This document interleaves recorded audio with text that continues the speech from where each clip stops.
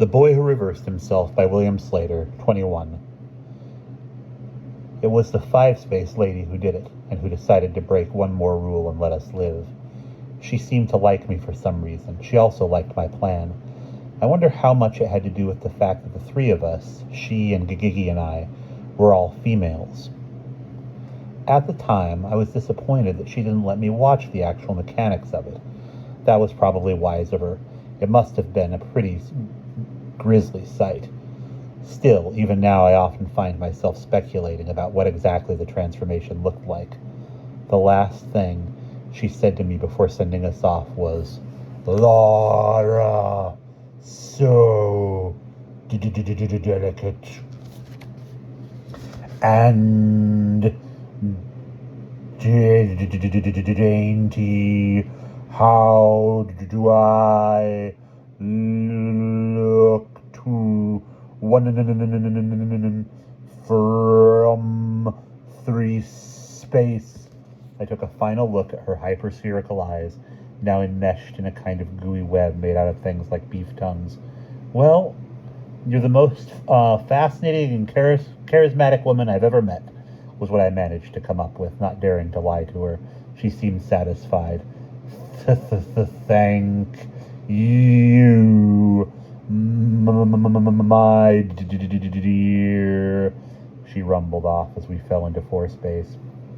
She did the thing, while Omar and I, and the four-space guy, or guardian as Omar called him, waited outside Gigigi and Ramum's cottage. I listened hard, but all I heard from inside were a couple of gasps and thumps. Then she must have given the four-space guardian a signal. He hurried inside to find Pete and get him out of there. I let him take care of that. He didn't need my help. And I was desperately curious about Gigigi and Ramum. I found them quickly from the vantage point of the guardian's shoulder. The five-space lady had done a neat job, depositing each of them on a bed. They both lay face down, whimpering and groaning, and I could feel how disoriented they were. The Ramum seemed to be worse off than Gigigi. "Oh, what was that, Gigigi? I have just had the most terrible experience. I think it was an attack of some kind. I felt it too, Ramum, only it seems to me that long, long ago I felt something like it once before." "You lie, Repulsiveness. Whenever anything happens to me, you claim it happened to you as well. You always demand attention for yourself." "Oh, Ramum, it happened to both of us, and I tell you I have felt something like it before." Then Pete was plopped down onto the shoulder beside me, sagging weakly against me. The guardian quickly left the cottage and started across the clearing. "Please, can't we just wait a minute?" I said. "I know they must have seen us, but you could hide behind a tree if they come out. I've just got to hear it when they realize what happened." "Well, only for a moment." He crouched down just inside the clearing. He seemed to have developed some respect for me.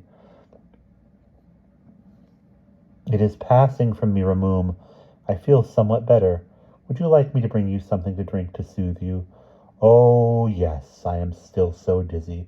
Clearly it hit me worse than you, whatever you may claim. But first, make sure the little one has not escaped. Be quick about it." "I'm sorry, Ramum." I felt her sadness. "It is gone. It is probably just as well. I think that is part of what happened to us." "What, you ugly imbecile? How could you let it? Ramum! Oh no, Ramum! What has happened to your face?" Pete stirred against me. "Laura, where are we? Did we get away from—" "Shh, Pete, I've got to hear this." "Stop your babbling, Twisted One. You cannot distract me from the fact that you have let the little one escape. I know your tricks." "But Ramum, your face!" A moment of confusion, then amazement, then an intense flood of joy. "But I can feel— I think something has happened to me as well. Look at me, Ramum." "Oh, stop your idiot ravings, Twisted." Then from Ramum a burst of shock. "Twisted, Ramum? Twisted what, my friend? Come here to the looking-glass if you dare." Giggles, like 100 creaking doors opening at once, like blocks of ice crashing together in a sudden thawing river. "I don't get it, Laura. What are they? Shh!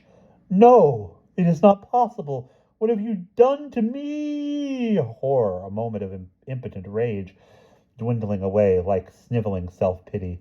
"I, Ramum? I have done nothing. It must have been a warning. from the little ones in the sky. Perhaps if you had not been so cruel, the warning would have been less brutal for you. The guardian stood up and began moving away through the forest. We have heard enough now, I think. I strained to catch the last of their conversation. But what will I do now? I can never go out in the world again. His thoughts were fading. I do not dare leave this cottage. How could this happen to me? It is not fair. Not fair, Ramoom? But perhaps I should call you Twisted One now, and speaking of the rest of the world, perhaps it is time for me to take a look at it. No, Gigigi, please don't leave me. You must not leave me. Please stay. You must promise. The guardian began to sing, tra-la-la-la, tra-la-la-la. His voice boomed out, and I could feel the vocal cords in his throat vibrating near me. His shoulder muscles bunched up beneath me as his arms began to swing, a not unpleasant rolling sensation that reminded me of a time years ago at a children's zoo when I had ridden on an elephant. I don't get it, Laura. What are they talking about? How did we get out of there? Pete, I just want to tell you, I saw how you held out back there and how you didn't give in to Ramoom. I almost felt a little choked up now at what I had to do and how well Pete had finally come through in the end. You were great, Pete, and now it's almost over. I'm glad I meet with your approval, Laura, he said sarcastically, but that doesn't explain how we got out of there. How did you do that disappearing act? And what's this thing we're riding on? Where are we going? He had no way of knowing that we were riding on a friendly guardian, like a character out of a fairy tale, because he wasn't wearing Trinocs. Remembering them, I quickly took the Trinocs off and slipped them into my pocket in case the guardian wouldn't want me to keep them. At the same time, I took several packets of ketchup out of my other pocket. I hoped Pete wasn't going to be stubborn and pig-headed now. Laura, will you answer me? What is happening? Where are we going? It's almost over, Pete. In a few minutes, you'll wake up in your own room. In a day or so, you'll forget you ever had this bad dream. Don't feed me that. Just tell me what's going on. Relax, Pete. Look around. It's your last chance to see any of this. I couldn't relax yet. I was too worried about what was going to happen to Pete. But I was glad to be going home, glad of the guardian's protection. We moved swiftly through the darkening forest, tendrils and leaves, branches and bright blossoms expanding and contracting around us. I could hear the vast sighing of the trees, an accompaniment to the guardian's song, and distant birds shrieking in the twilight.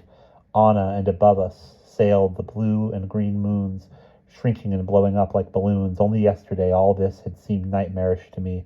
Now I saw how beautiful it was. Someday I would be back. Ahead of us loomed a dark wall of trees, dense and thick and unbroken. The guardian stopped beside it. The time had come to deal with Pete. I tore open a couple of packets. I couldn't tell if the writing was reversed, but I had to hope that some of the ketchup was. They had agreed to let Pete live, but only if I could convince him that none of this had really happened. Getting him stoned on ketchup was the only way to accomplish that. Here, have some ketchup, Pete, I said, trying to sound casual. Remember how much you liked it before? Ketchup? Now what's the matter with you? What happened to Gigi and Ramoom? Are we really going home? Yes, we're going home if you eat the ketchup. It's what got you into this trip, and it's the only thing that can take you out of it. Lay off with the ketchup. Stop being so bossy and give me some answers. I deserve to know. It was true. He did deserve to know. But it was also true that the guardian wouldn't let him out of here alive unless he ate the ketchup. Preserving ignorance was terribly important to the people in control. I'm telling you, Pete, this was all a gigantic hallucination. This ketchup is the only thing that'll stop it. If you don't eat it, we'll both be here forever, and I want to go home. Stop it, Laura. How stupid do you think I am? Tell me the truth. I wished I could. Pete had ended up behaving decently, and his reward was to be deceived. I couldn't even tell him that he would die if he didn't do what I asked. He wasn't supposed to know that either. Trust me, Pete, I said, hoping he wouldn't notice how unsure I sounded. The only way you'll ever get out of this fantasy is if you take this antidote. After that, I'll answer anything you want. Anyway, why not? Please, Pete? Just like a girl. Always have to have your own way, he muttered. Give it to me. He squeezed 2 packets down his throat. Here, Pete, 2 more, okay? He rolled his eyes and groaned. You didn't say I had to eat 4 of... Then he grinned crookedly. He was feeling it. Come on, Pete, I said, so relieved I wanted to kiss the plastic containers. Doesn't it taste great? Sure does. Give me some more. He gulped down the rest, and he looked around, swaying beside me. Love those 2 moons, don't you? Great effect. They look so real. make me feel twice as romantic. He slipped his arm around me. Ready to go, I said hastily into the guardian's ear, an oval curlicue of flesh hanging beside my head. The guardian bent over, and using all four hands, he pushed the wall of foliage apart. He whispered something I didn't quite pick up. He stepped through. We stood on the shore of a lake, not a 3-space lake with a flat surface, a 4-space lake, its surface spherical, domed, glowing from within, tilting away from us, curving around in the Anna and Kata directions. And so too did the shoreline curve, undulating Anna and Kata to enclose this strange body of water, except that it was not water. It was space. Our space, the 3-dimensional surface of a hypersphere. I almost put on the trinox. That would be the only way to comprehend the intersection of two spaces, to see clearly how our entire universe could be surrounded by a 4-space jungle. But I did not dare. I wanted to keep the trinox, and the guardian seemed to have forgotten that I had them. I was pretty sure he'd take them away if he saw them now. This time I had to be content with a partial view. Later, I might have another chance to see it better. The guardian peered down at the surface of the lake, then moved along a few steps. He was familiar with the shoreline. He had taken a path that led almost directly to the right spot. Here within the lake swam pink and blue clouds, trees, houses, and roads. Hey, Laura, it's only a cartoon, Pete murmured, nuzzling my ear. And you know what you're supposed to do in a drive-in movie. Maybe 4 packets had been a little too much ketchup, but I refused to worry about that now. I wanted to see as much as I could. Around the edges of the lake marched other figures. I couldn't see them clearly now, but the shapes of the nearer ones looked similar to the friend who had given us a lift here. Other guardians constantly patrolling and protecting our universe. And were they the reason that 4-space people didn't stumble across it? I turned quickly away from them, my eyes sweeping across the surface, hoping in the few seconds I had left, to get a glimpse of another part of the universe, a spot that was only a few steps away on the twisting shoreline, could easily be hundreds of light years distant to the creatures trapped on the surface. My eyes raked across the blankness of empty space, blinked against the fiery blaze of a star, then focused in on a world of barren, pockmarked mountains and ice, where nothing moved.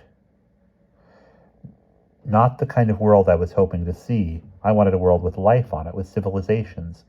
But such worlds must be rare. My eyes flashed away again. Come on, Laura, warm up a little, Pete whispered drowsily. Yes, he seemed sufficiently inebriated.